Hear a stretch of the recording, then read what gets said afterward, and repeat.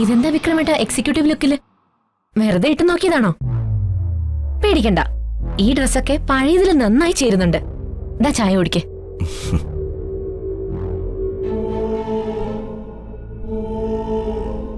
വർഷേ, ഈ ഡ്രസ്സൊക്കെ എടുത്തിട്ടത് എനിക്കിതൊക്കെ എപ്പോഴും പാകമാണെന്ന് ഉറപ്പിക്കാനല്ല, മനസ്സിലായോ?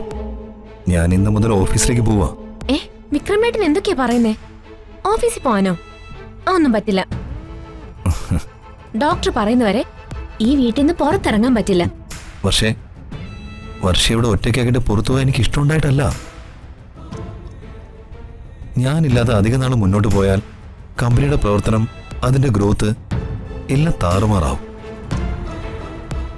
ഇന്നൊരു ഇമ്പോർട്ടന്റ് മീറ്റിംഗ് ഉണ്ട്, അത് പങ്കെടുത്തേ പറ്റൂ. വിക്രമേട്ട, അത് ശരിയാവില്ല. ഈ സമയത്ത് റെസ്റ്റാ വേണ്ടത്. ഞാൻ വിടില്ല. ഡോക്ടർ പറഞ്ഞ വർഷം സമ്മതിക്കോ? ശരി, ഞാൻ ഡോക്ടറെ വിളിച്ചുതരാം.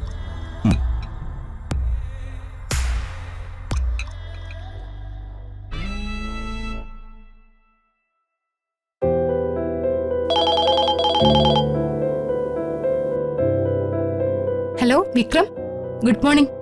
പറഞ്ഞോളൂ. Good morning madam. എനിക്കിന്ന് കമ്പനിയിൽ ചില ഇമ്പോർട്ടന്റ് മീറ്റിംഗുകൾ അറ്റൻഡ് ചെയ്യാനുണ്ടായിരുന്നു. ഇന്നത്തെ ആബ്സെൻസ് ചിലപ്പോ കമ്പനിയുടെ ഗ്രോത്തിനെ തന്നെ ബാധിച്ചേക്കാം. പക്ഷേ ഇവിടെ ഒരു പ്രശ്നം.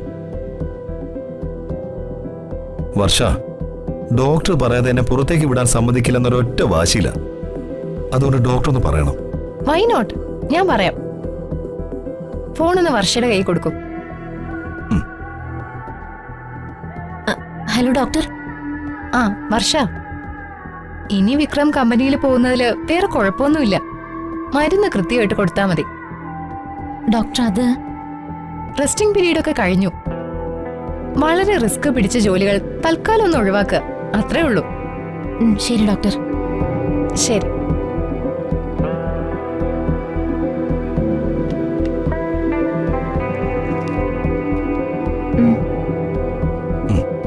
ഡോക്ടർ എന്ത് പറഞ്ഞു? കമ്പനിയിൽ പോകുന്നതിന് തടസ്സമില്ലെന്ന് പറഞ്ഞു. ഇനി സമാധാനത്തോടെ എന്റെ ഭാര്യ എന്നെ കമ്പനിയിലേക്ക് അയക്കുമല്ലോ അല്ലേ?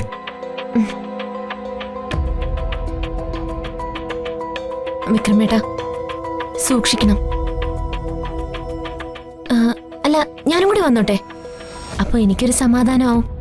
വർഷേ, നിന്നെ കോടീശ്വരനായ വിക്രമിന്റെ ഭാര്യയെ കാണാനാണ് എനിക്കിഷ്ടം, അല്ലാതെ കമ്പനികളുടെ ഉടമയായ വിക്രമിന്റെ പ്രൈവറ്റ് സെക്രട്ടറിയായി കൊണ്ടു നടക്കാനല്ല. ഞാൻ പോയിട്ട് വരാം.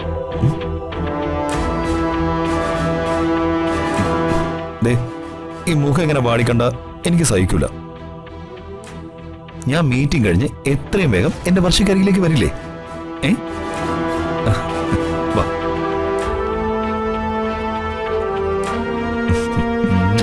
പോയിട്ട് വരേ.